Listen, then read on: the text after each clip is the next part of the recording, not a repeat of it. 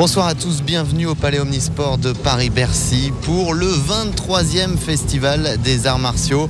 Une 23e édition devant plus de 10 000 spectateurs en direct sur Paris Première. Une 23e édition qui sera, Emmanuel, comme d'habitude, mais encore plus peut-être cette année, un voyage dans le temps, dans les cultures et dans ce qui fait aujourd'hui encore la richesse des arts martiaux. Oui, un voyage à travers le monde, évidemment. On voit l'Indonésie derrière nous, mais aussi à travers le temps, car ça va être un festival assez historique, avec les origines des arts martiaux, notamment les moines de Shaolin qu'on va retrouver comme d'habitude. Spectaculaire donc, une nouvelle fois, le 23e Festival des Arts Martiaux, ici même au Palais Omnisport de Paris-Bercy. C'est parti.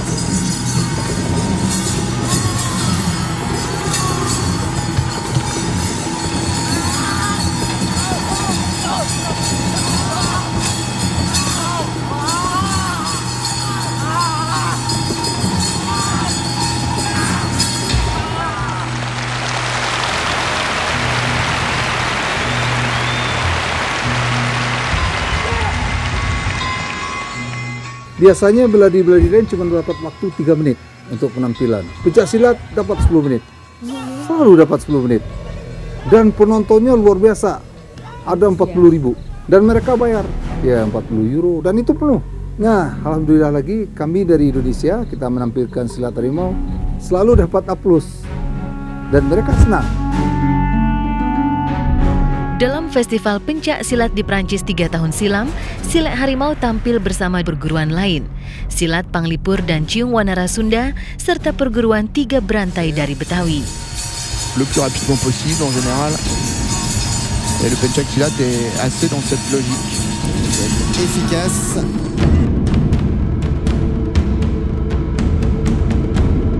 Salah satu dari pesilat Betawi adalah Iko Uwais. Ia kelak akan bergabung dengan Edwel Yusri dalam sebuah proyek besar untuk pencak silat.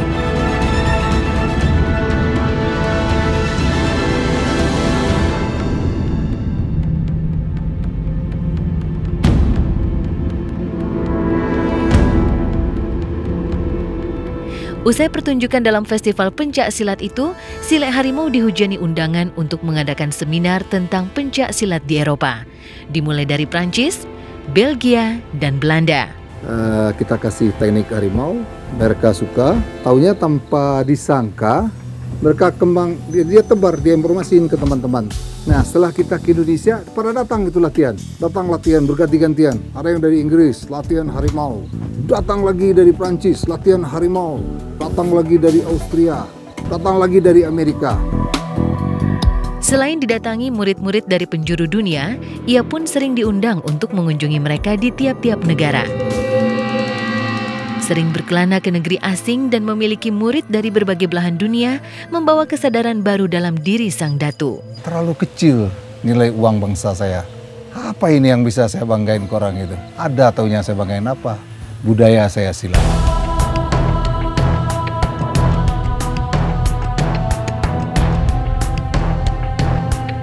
Di silat mereka mau hormat, di silat saya suruh guling dia mau, di silat saya suruh dia jungkir, di silat saya suruh tenang, tidak ada masalah. Dan mereka sangat menghargai, sehingga penghargaan dari mereka itu memukul saya. Kok bangsa saya dengan silat ini tidak begitu dihargai? Dalam tradisi Minangkabau, setiap anak laki-laki suatu hari akan pergi meninggalkan tanah kelahiran mereka. Ketertarikan masyarakat Indonesia dilihatnya sebagai sebuah tantangan. Karena silat tidak pernah dikemas secara apik, ia pun memulai sebuah proyek besar.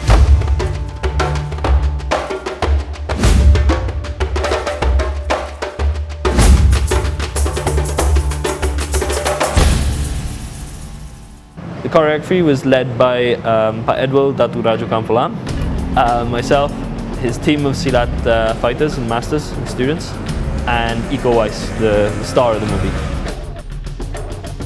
Keterlibatan saya dalam film ini adalah sebagai koreografi.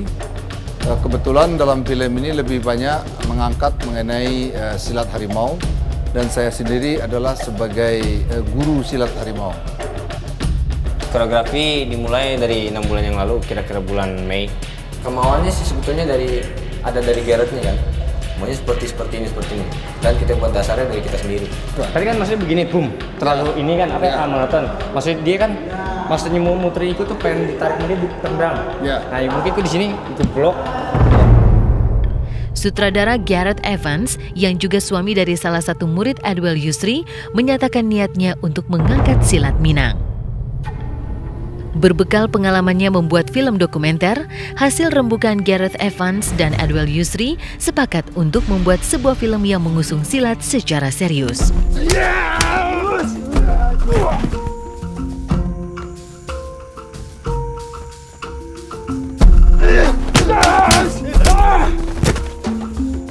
Cukup. Saya maunya silat itu dilihatkan secara utuh.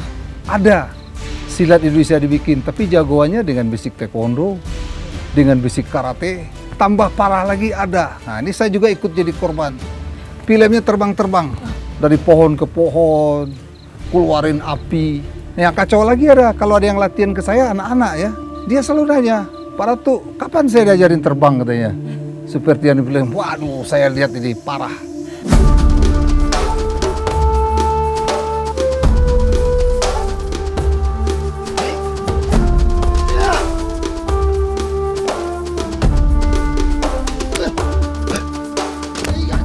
Setelah dirilis, film Merantau akhirnya membuktikan film ini tak sekedar menghibur, namun semangat untuk menumbuhkan api kecintaan pada bela diri pencaksilat mulai tampak pada bangsa.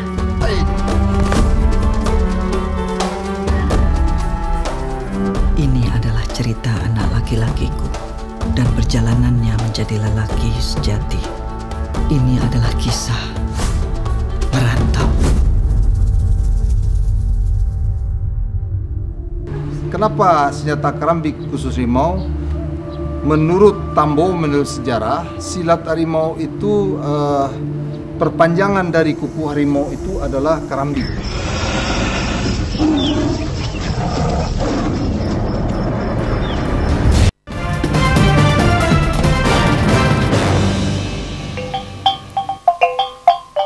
Syahdan, nun jauh di Bukit Tinggi 40 tahun yang lalu, tinggallah seorang bocah lelaki yang sangat menggemari silat.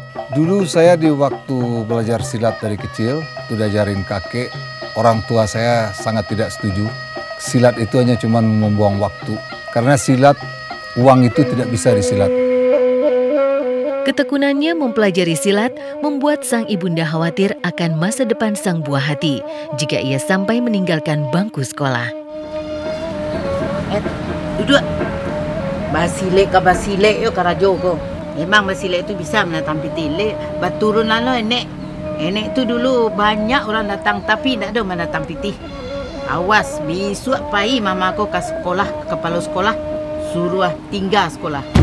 Tetapi teguran sampai kemarahan orang tua tidak menciutkan nyalinya.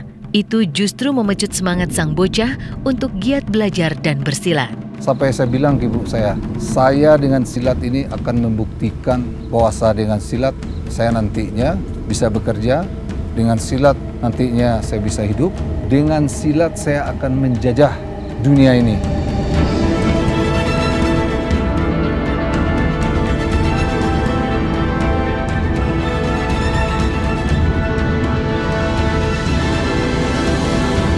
Bocah lelaki itu kini telah menjelma menjadi seorang datuk bergelar Rajo Gampo Alam, tokoh masyarakat dan guru besar Silek Harimau.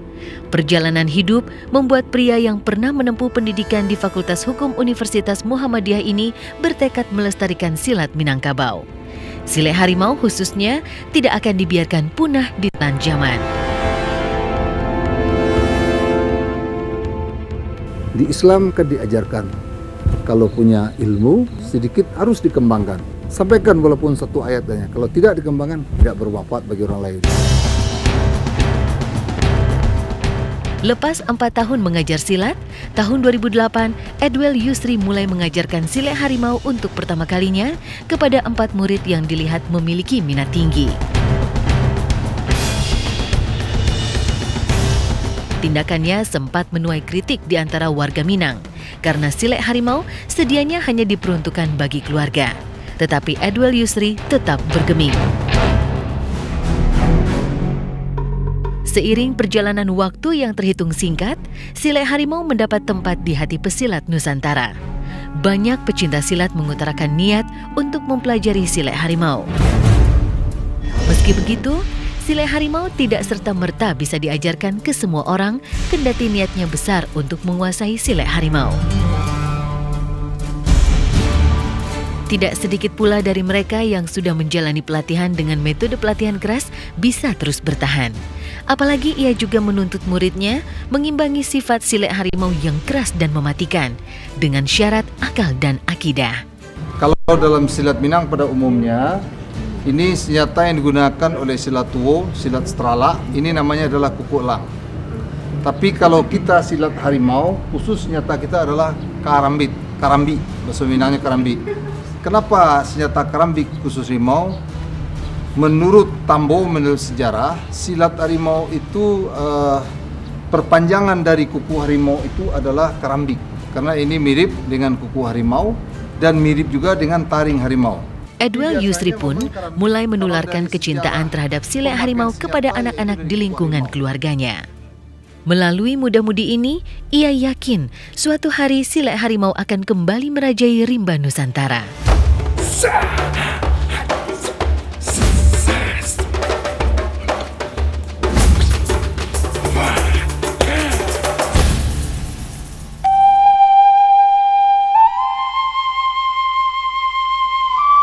Kisah hidup Datuk sungguh menginspirasi saya. Betapa kesulitan yang datang terus-menerus tak lantas mengikis semangatnya untuk menyebarluaskan silat harimau.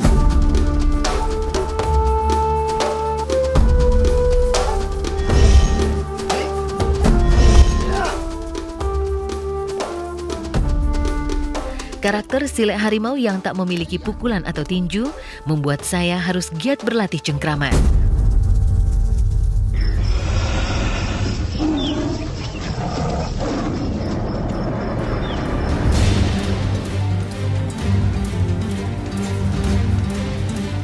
Latihan ketahanan tangan ini juga akan memperkuat pukulan cakar yang nantinya akan diarahkan ke bagian muka, leher, dan kemaluan lawan.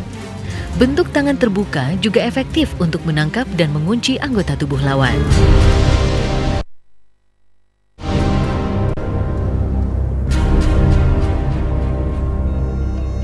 Isi,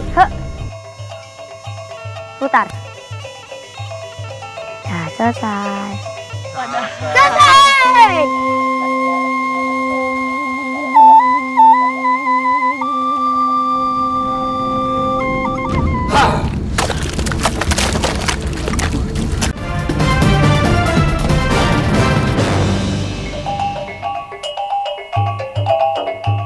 Mempelajari silat harimau sama sulitnya dengan silat pada umumnya. Proses pelatihan bersama Putri Datuk tidak semudah yang saya kira. Berkali-kali saya jatuh dan terpleset dari tempurung kelapa. Putar. Ya, goyang-goyang tadi. Metode pelatihan ini bertujuan untuk mendapatkan kuda-kuda bak kaki harimau yang dapat menyeimbangkan tubuh meski di atas pohon atau di tanah yang berlereng. Putar. Isi. Putar. Nah, selesai. Selesai! Sudah selesai. Selesai dong. Akhirnya tidak sia-sia. Kaki saya udah sakit-sakit mungkin memar sekarang. Tapi saya udah bisa. Lumayan untuk tahap pemula seperti saya, jalan di atas batok ternyata nggak gampang.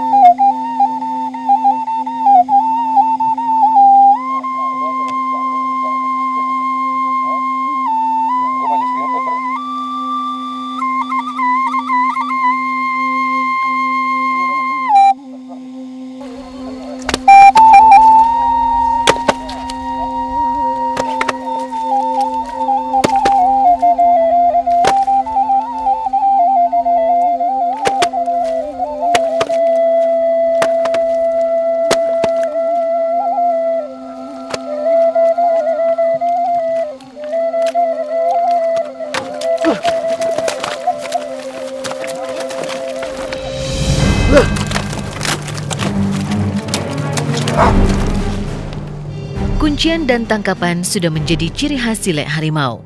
Melumpuhkan lawan lebih sering dilakukan dengan menangkap serta mengunci tangan, kaki, atau leher lawan. Umumnya, kuncian dilakukan sambil membawa lawan ke tanah, layaknya harimau yang bergumul dengan lawannya.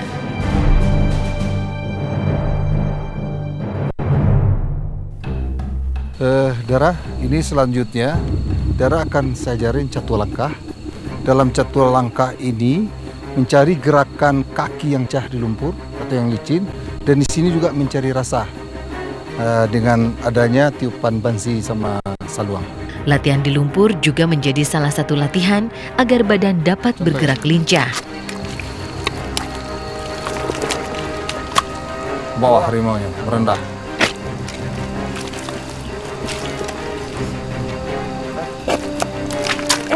Merendah. Coba lihat contoh di bawahnya. Lumpur yang memberatkan badan tak boleh jadi halangan jika seorang pesilat harimau bergerak.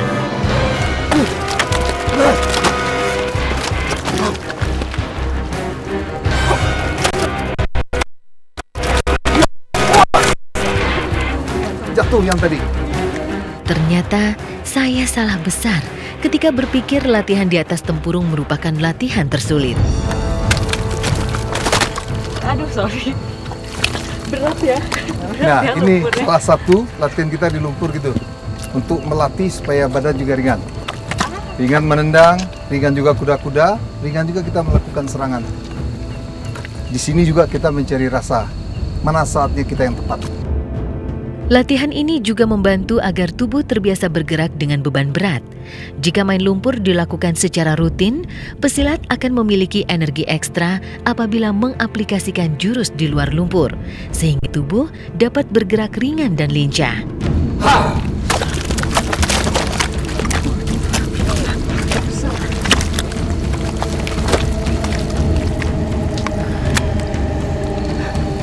Main lumpur sekaligus menutup perkenalan saya dengan silet harimau yang sangat singkat namun bermakna dalam. Aduh, saya sampai capek banget. Saya tadi udah coba, ternyata sangat sulit sekali dan kayaknya harus butuh waktu yang lumayan lama untuk bisa benar-benar seperti mereka yang udah mantep di atas lumpur ini.